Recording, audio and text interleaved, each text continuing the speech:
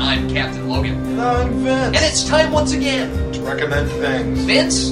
Yes. What do you recommend today? I recommend The Demon. Nah, I'm just kidding. We had a couple of viewers commenting back and forth, and one of them, I believe his name was VSX Fedora, I think. Could be wrong. I'm sorry if I'm wrong. But he said maybe Vince will recommend the Denny O'Neil 87 series of The Question. And yes, I'm only holding one issue number 1, incidentally.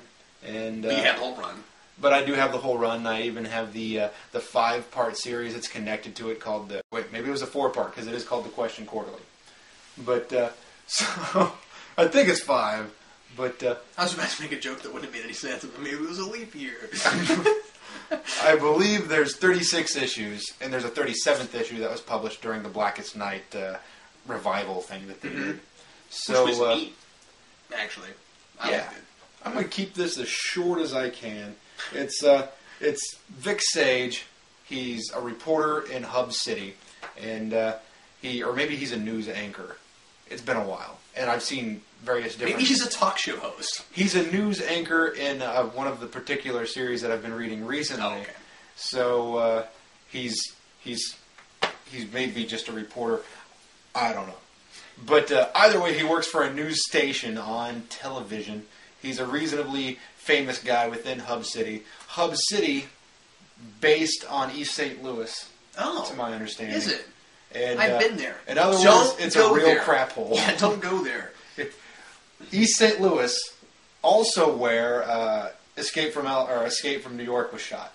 Is it really? Yep. They didn't even alter it. They just went to places at East St. Louis. Have I ever told you the story about when East St. Louis almost killed me? No. Did you know this? No. Can I tell you this real fast? Sure. Just real fast. This came up. I don't know. I have to tell you. So the first year my wife and I were dating, I drove. She's from St. Louis, and she was in St. Louis visiting her parents for Christmas. So I drove to meet her family, and about 4 hours from here. And I took a wrong turn. To make a long story short. And wound up outside St. Louis. I was like, what do I do? So I turned around, and I came back, and I took the first exit I could find, and I wound up at East St. Louis. I went to, the scariest, gas station I've ever seen to make a phone call. And when I went in there, and they didn't have any payphones around. And, this is in 03, so, I would have expected payphones, but there wasn't any payphones. So I went inside, and I talked to there was this nice girl behind the counter, but there was all the couple of creepy guys, older guys sitting on chairs inside, right? And I was like, man, can I use the phone? And I heard one of the guys say, I bet he's got a gun. In reference to you? Yes. That's awesome. I bet he's got a gun. Isn't that hilarious? It wasn't funny at the time, but it's funny now. Anyway, there's more to that story, but that's as much as I'm going to tell right now. That's awesome. Anyway, I'm sorry. I interrupted your recommend. But, yes. So, the question... there's lots of interesting themes in this particular thing, mainly because you get political themes, you'll get social themes. It's just a very... smart series, I'd say, for about the first half of the series, and then it starts getting a little more convoluted. And it doesn't have a direction that it's going. It's more just trying to show the inner workings of Hub City and the Question's involvement in them. But what it basically does, if you look at the whole, is it shows the rise and the exodus of the Question. He basically, from where he's trying to help out Hub City to the point that he gets out of Hub City. Now, maybe I've ruined that, but it even goes beyond that. It's just this long ride that they have with him, and it becomes tiresome. It's so heavy that I sat down and read all this stuff over the course of a week, and I didn't do anything else. All I did was read comics over the course of a week, and coincidentally, I'm a very slow reader because of that. I didn't sleep. I read one word at a time. The Question. This is so heavy. But I'm kidding. But it is pretty dense, and I do think it's worthwhile, and it does manage to be witty. And interestingly enough, he's more witty as the Question than he is as himself. I feel like the Question feels like he has license when he's not Vic Sage to be this type of guy. Now, if you've read 52, I've only read part of 52, he's that way all the time. But yes, where am I going with this? I don't know, but I do recommend The Question. Now, I don't know a great deal about The Question. I've read a couple issues of this, but I was going to ask you, when was The Question first invented? Charlton Comics, I believe, in the 60s. Okay. And so he had been around before this, but this was his first big monthly, right? Yeah, this was his first DC monthly. Okay. And back in, I think it was the 60s. I'm pretty certain it was the 60s. Charlton created these characters, Blue Beetle, Question, and then DC bought them up, and there was a few others. In fact, you can get... I think you told me that, but I forgot. You can get pretty much all of the Charlton Question stuff in the DC Action Heroes hardback. I forget Was it even any good? I don't know. I haven't read any of the Charlton stuff. I've read pretty much every Question thing after that minus 52, and didn't like the Rick Veitch or however you say that guy's name. That series where he's in Metropolis. But anyway, this stuff is definitely worth checking out. At least the first 6 issues, because you get to see a character pretty much taken to a point that I think he needed to be. I would personally like to see him as something other than a news anchor, but considering they've reimagined the character a few times anyway. All right, a little bit about Vic Sage, a guy who does martial arts. We see him do yoga positions. He's a guy who's basically trained himself to be a street level fighter, and he's a little arrogant and he's a little messy, and we get to see that.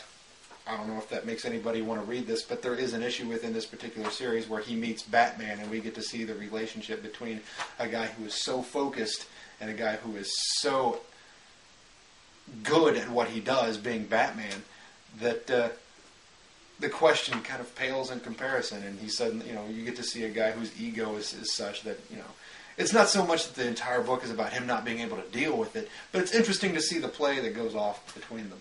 Yeah, that's really interesting. So, yeah, I say it's worth looking at. Do you remember which issue that was? No. Okay. But it's either 1 through 36. One of those. Oh, so you don't know how late it is? No. Okay. I think it's around about the middle of the series. I was just curious. Today I'm going to recommend an action figure, Vince. Today I'm going to recommend Galactus from Hasbro. This just came out this year. I got it for Christmas. This was like the big thing I asked for Christmas, and I got really excited that I got it because I didn't know if my wife was going to buy this for me, but she did, so I was really excited.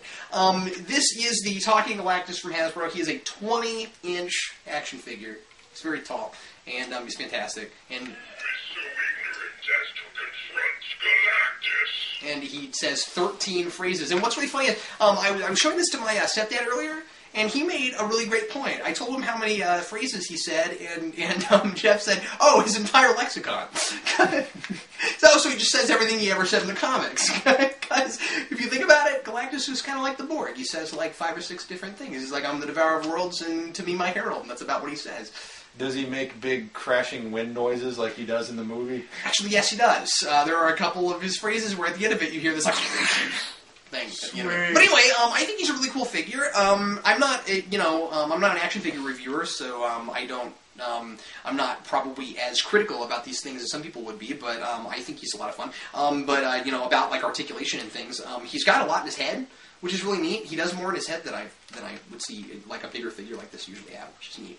And he's got a lot in his arms, but I wish his fingers had some articulation. That'd be neat. Because as it is, he can pretty much play volleyball, and like that's about it. And he can give you a high five, and he can shake your hand. It'd be cool if he could palm a planet. That'd be neat. Yeah, that'd be awesome. And anyway, I do think this is kind of amusing. But his chesticles move. Yeah, that's not what I was going to say. But anyway, I heard some when I first found out about this and started researching it. I saw some complaints from people on Amazon who I think were being a little too critical about it, who were saying that his head is too big proportionally, and it looks right to me. I mean, like Galactus always had a large head. I don't know. Does that look weird to you? I think it looks fine. I don't get it. No, I don't know. I always thought he had a disproportionately large head. If you're an action figure person, or if you have this, would you tell me if you think this head is too big? Like, maybe for a normal figure, it is maybe, but like as far as Galactus, like hasn't his head always been large? Yeah, go back and look at some pictures, compare, and then decide. Yeah. But anyway, I mean, you know, there's some liberties taken with this. Like, it's a different design than some like versions of Galactus I've seen. You know what I mean? Like, there's some different things going. And I think the voice is a little bit strange. Like, it sounds kind of like Tony Todd. I don't know.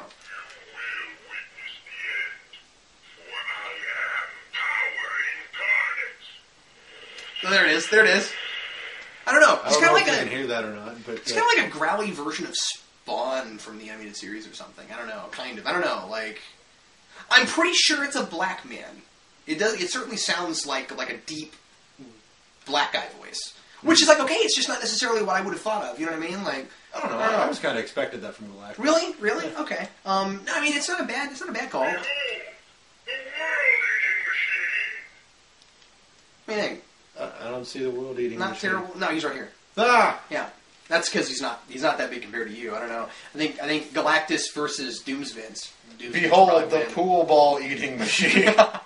Anyway, that's what I recommend for obvious reasons. He's big and he's fun and anyway, I wish I brought the box with me. The box is really awesome too. Like yeah, on the back it's got this really cool picture where it's got this Galactus and then it's surrounded by tons of action figures of Marvel characters that look like they're to scale, like all trying to fight Galactus off. It's pretty cool. But anyway, that's my recommendation. Coincidentally, he does try to eat a pool ball in the comic books. Does he really? Yep. Galactus, in one of the Fantastic Four storylines, gets shrunk down to normal human size. And he doesn't know he's normal human size, so he goes after a pool ball? Yeah, he's looking around for something to eat, and he sees the pool ball being a small spherical object in comparison to himself, and he tries to eat it, and the thing goes, whoa, let's go get you some real food. So they're standing there trying to eat hot dogs. So it's really funny. I want that. That's hilarious. I'll let you borrow it. All right. It's great. Anyway. Well, hey, thanks a lot for watching us recommend things. And we'll recommend something for you once again next week. I'm Captain Logan. And I'm Vince. See you next time. Don't question me. Okay. Wait. Know you and no fear? So he's spewing platitudes from the early '90s. Okay, and no fear. You're one of those people. Anyway, thanks a lot for watching. We'll see you next time.